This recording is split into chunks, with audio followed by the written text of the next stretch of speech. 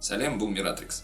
Отандық фильмдердің ішінде ең көп күткен жазғы премьера Шулама кинотеатрларда. Оның стилі өте мықты, ал сценарий әлсіз деп жатыр. Соны талқыға салғым келеді бүгін. Ендеше бастайық. Біріншіден, неге Шулама? Сол сұраққа жауап берейік. Өзен жақта, Шумный переулок. Әлібек қойдым. Әлібек айтты қойдым. А чё типа on air Шулама деп қойдық қазақша. Кайф. Содан басталған еді. И сол фильмда да это как символ, вот табличка наша Шулама деген. Фильмнің режиссері Айтөре Жолдысқали. Шекер және Октагон сериалдарының режиссері және Шулама оның толық метражды дебюті. Айтөре кез келген ірі режиссердей өзінің бастан кешкен тақырыптарын фильмдерінде көтергісі келетін жігіт, және де оған бір контекстке толық кіру үшін кішкене офф-топқа кетейік қазір. Гай Ричиді білесіңдер ғой. Соның 4 авторлық фильмі бар. Бәрінің сюжеті бірдей деуге болады. Өз жолын енді бастап келе жатқан жас бандиттер ірі авторитеттің затын ұрлап кетеді де, фильмнің соңына таман сол авторитетке сол затты сатпақ болады. Фильмдерді бір-бірінен ерекшелендіретіні Гай Ричидің маман ретінде өсіп жетілуі, содан басты кейіпкерлердің өзгеруі. Карталар, ақша мен екі мылтықта басты кейіпкерлер енді жолын бастап келе жатқан қылмыскерлер. Фильмнің немен аяқталатынын да білмейсің. Ашық финал. Өйткені дебютант Гай Ричи жетістікке жете ме, жетпей ме, өзі де білмейді. Фильм жетістікке жетті, содан келесі фильмі шықты, ол ұрланды, яғни Snatch, яғни Большой куш деп аталады. Онда басты кейіпкер ноунейм емес, оны жұрт таниды, тәжірибесі бар, алайда ол әлі де ірі ойынға кіре алмай жүр. Гай Ричидің өзі де сол жағдайда. Үшінші фильмі рок-н-роллшы. Гай Ричи екі фильмінің жетістігінен кейін өзінің ерекше екенін сезді. Енді ол үлкен ойынға, яғни Голливудқа дайын. Фильмнің соңғы сахнасында оны көрерменнің бетіне айтады. Мен сен сияқты нағыз рок-н-роллшы болғым келеді дейді. Содан Гай ақшқа аттанады нағыз рок-н-роллшы болу үшін, және сонда студиялардың тапсырысымен көптеген фильмдерді түсіреді. Сөйтіп 2019 жылы Алладинді түсіреді Disney компаниясына, ең ірі компания ол кезде. Ірі компанияға ірі фильм түсіретті. Ол фильм миллиардтан астам пайда алып келеді. Яғни осыдан бері Гай Ричи шыңның төбесінде. Сөйтіп оның келесі фильм шығады. Гайдың келесі түсірген фильмі Джентльмендер. Ондағы басты кейіпкер шыңның төбесіндегі Микки Пирсон. Ол төмендегі әріптестеріне өзінің авторитетін дәлелдейді. Ал енді Айтөренің шығармашылығына сәл назар аударайық. Клиптерін алмаймыз бұл жерде. Шекерде Алдик енді ғана жолын бастап келе жатқан бала, және көптеген косяктарға кіріп кетеді. Өйткені оның төбесінен кішкене оған әсер ететін үлкендер өте көпті. Октагонда мысалы жаңағы бала, ол да жаңадан өмірін, жолын бастап келе жатыр, бірақ ол өзінің дегеніне төбелескісі, таласқысы келетін бала.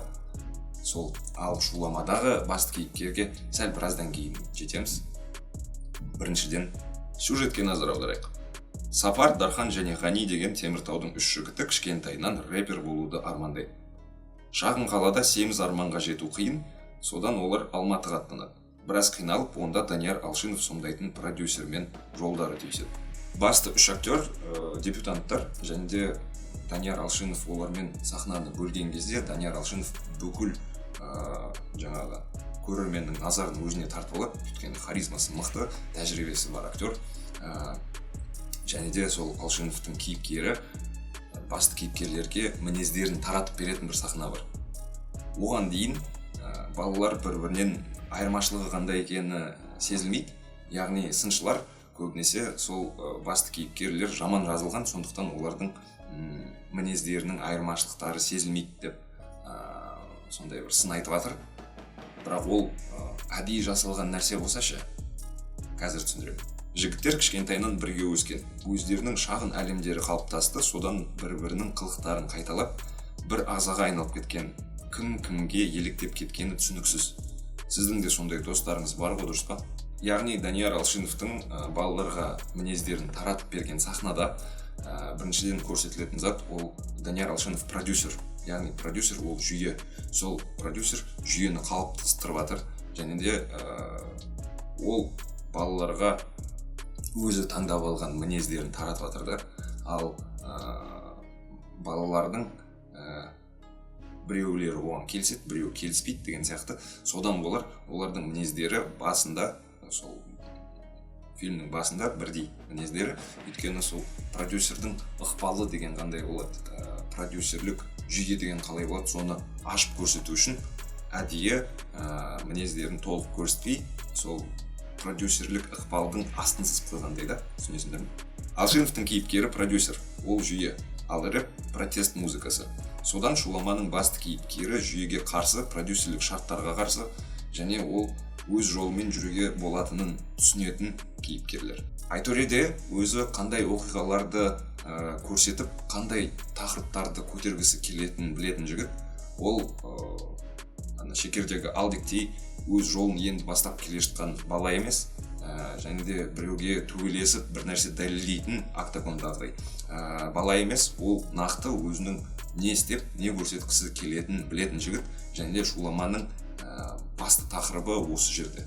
Жалпы кез келген фильм белгілі бір структураға жатады. Яғни кейіпкерлер сапарын бастап, нақты бір нүктеден нүктеге қимылдайды. Шулама қатал структура бойынша жазылған фильм болып көрінеді. Кейіпкерлердің жүретін нүктелері анық көрінеді. Сол нүктелер оқиғаны кішкене қисайтқандай сезіледі. Фильмнің басты плюсын атасақ, ол визуал. Әрине Айтуренің нақты қалыптасқан бір почеркі көрінеді. Және де мен бөлек атап кетейін деген жігіт, ол фильмнің операторы Ержан Аракеев. Системада былтыр бірге жұмыс істегенбіз, және де ол Ұлықман апа мен Шизаның уәдесін түсірген бала. Визуалды өте күшті жасаған. Мен танитын операторлардың ішінде ең бір ерекше дарын иесі, өте мықты жұмыс жасады. Бірақ визуалда жаңа оқиғаны айтып беретін инструмент емес, одан алшықтататын кішкене көрерменнің назарын алып кететін бір сондай затқа айналып кеткендей болды. Бұндай кезде оқиғаны айтып беруші басты элемент фильмдегі әндер. Оларды мұқият тыңдау керек. Панчтары мықты, оқиғаның бәрі де сол әндердің ішінде жатыр. Маған ең қатты ұнаған сахна, былайша айтқанда, Дархан Жуздың сахнасы деп айтайықшы.